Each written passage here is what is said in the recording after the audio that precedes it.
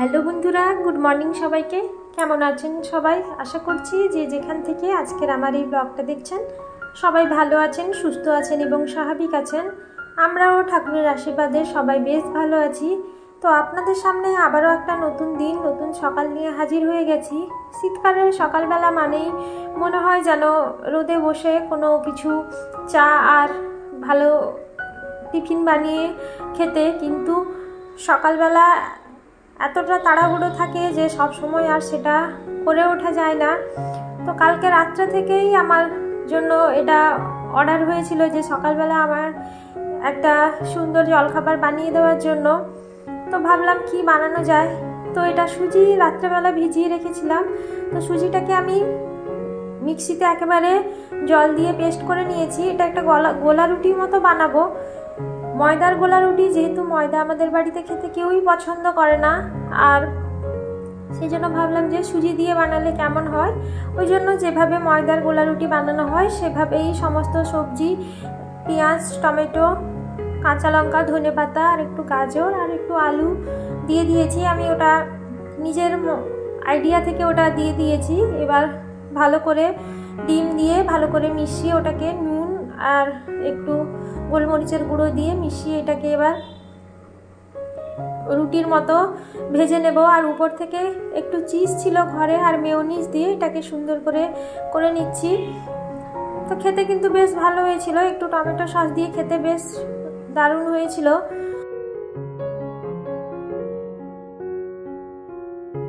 শীতের সকালবেলায় এরকম নাস্তা হলে তো আর কথাই নেই। সকালবেলাটা একটু যদি ভালো কিছু খাওয়া যায় তাহলে কিন্তু দুপুরে তেমনভাবে কোনো কিছু না হলেও চলে। টিফিনটা বানানো হয়ে গেছে, একেবারে স্নান টান করে চলে এসেছি। কারণ শীতকালে সকালবেলা স্নানটা আগে সেরে নিলেই মনে হয় যেন শীতটা একটু কমে গেল। তো স্নান টান করে একেবারে ছাদে চলে এসেছি, জামা কাপড়গুলো শুকিয়ে নেব। আসলে সকালবেলা এত ঠান্ডার মধ্যে স্নান করার পর গায়ে যদি এরকম রোদ লাগে তাহলে কিন্তু বেশ মজাই লাগে। তখন মনে হয় যেন এই রোদের মধ্যে মাদুর পেতে একটা গল্পের বই নিয়ে চুপ করে বসে গল্প পড়তে, কিন্তু এটা তো এখন আর সম্ভব নয়।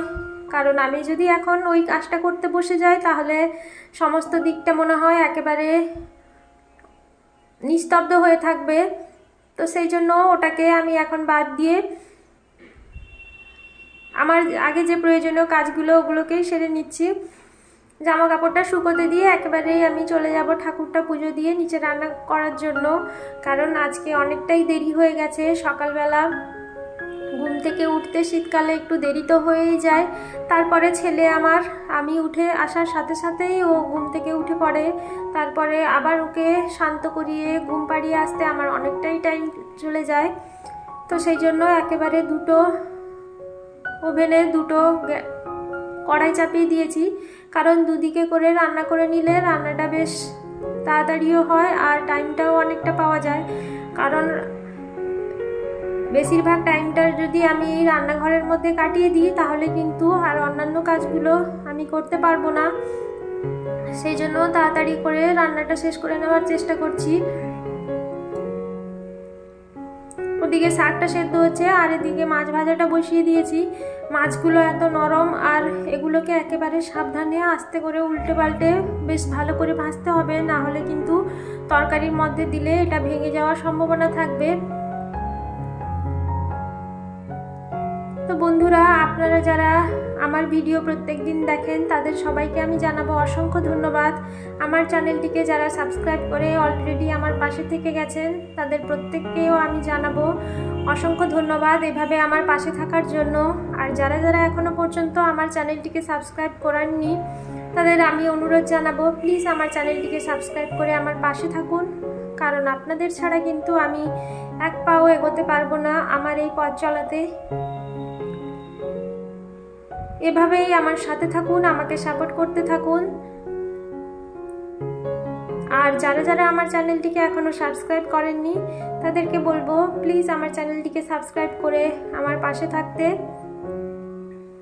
আর আমার ভিডিও যদি আপনাদের কোথাও একটু ভালো লেগে থাকে কিংবা কোথাও কোনো কিছু যদি খারাপ লেগে থাকে অবশ্যই আমাকে সেটা জানাবেন কমেন্টের মাধ্যমে। তাহলে আমি আমার সেই ভুলটা শুধরে নিয়ে আরও নতুন এবং ভালো ভিডিও বানাতে পারবো। তো ওদিকে আমি শাকটা বসিয়ে দিয়েছি আর এদিকে মাছের ঝালের জন্য মশলাটাও কষা হয়ে গেছে। তো এবার আমি মাছগুলো দিয়ে তারপরে ওর মধ্যে সর্ষের জলটা দিয়ে দেব। সর্ষেটাকে আমি বাটির মধ্যে একটা জল দিয়ে গুলিয়ে নিয়েছি, কারণ সর্ষের খোসা কিন্তু আমাদের বাড়িতে একেবারেই ব্যবহার করা হয় না, ওটাকে সবসময় ফেলে দেওয়া হয়, কারণ সর্ষের খোসা খেলে একটু গ্যাস, অ্যাসিডিটি আর অম্বলের সম্ভাবনা থাকে। আর ধনেপাতা তো শীতকালে প্রচুর পরিমাণে থাকে, সেই জন্য একটু বেশি করে ধনেপাতা ওর মধ্যে কেটে দিয়ে দিচ্ছি। ধনেপাতা, কাঁচা লঙ্কা, টমেটো দিয়ে মাছের ঝাল কিন্তু খেতে বেশ ভালো লাগে। আর এদিকে শাকটাও প্রায় হয়েই এসছে। আর এখন যেহেতু 25 থেকে 31 জানুয়ারি পর্যন্ত সবাই এখন পিকনিক করা নিয়ে ব্যস্ত, ওই জন্য রাস্তার পাশে বাড়ি হওয়ার জন্য গাড়ি ঘোড়ার আওয়াজটা একটু বেশি আসছে আর আমার ভয়েস ওভার দিতে ভীষণ অসুবিধা হচ্ছে। আপনাদের যদি অসুবিধা হয়ে থাকে তাহলে আমি আপনাদের কাছে ক্ষমা চেয়ে নেব। আসলে শুধু গাড়ির আওয়াজ হলো তাও মানা যায়, তার উপরে আবার বক্সের আওয়াজ, মানে ওরা বক্স বাজিয়ে সবাই পিকনিক করতে যাচ্ছে, তো সেই জন্য একটু আরও বেশি অসুবিধে হচ্ছে। মাছের ঝালটা হয়ে গেছে, এবার এই পাশে আমি একটু বড়া বানিয়ে নেব। এটা তিল, সাদা তিল আর আতপ চাল, ধনেপাতা দিয়ে বেটে কাঁচা লঙ্কা আর পেঁয়াজ দিয়ে একটা বড়া বানানো হয়েছে। খেতে কিন্তু বেশ ভালো লাগে, ডালের সঙ্গে কিন্তু খেতে আরও বেশি ভালো লাগে। আমার ছেলে তো এরকম টাইপের কোনো কিছু ভাজাভুজি বা বড়া হলে ওর আর কিছুই চাই না, সেদিনেও আর দুপুরে কোনো ভাতই খাবে না, শুধু এই বড়াটা খেয়ে নেবে।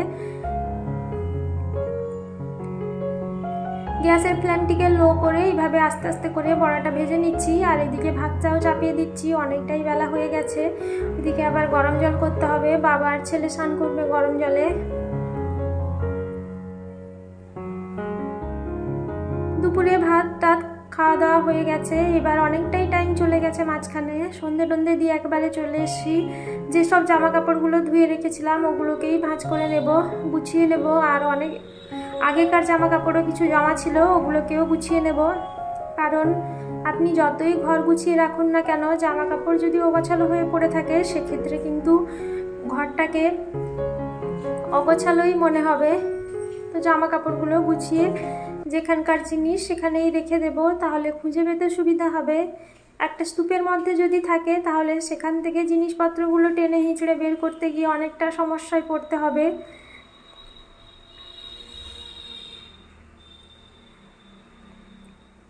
সেই জন্য জামা কাপড়গুলোকে আমি জামা কাপড় জায়গায় রেখে দিচ্ছি। আর ছেলে ওদিকে খাটের উপর উঠে নাচানাচি শুরু করে দিয়েছে। তো যাই হোক বন্ধুরা, আজকের মতো আমার ভিডিওটা এখানেই শেষ করছি। আপনাদের সঙ্গে দেখা হবে আবার একটি নতুন ভিডিও নিয়ে, ততক্ষণে সবাইকে ধন্যবাদ।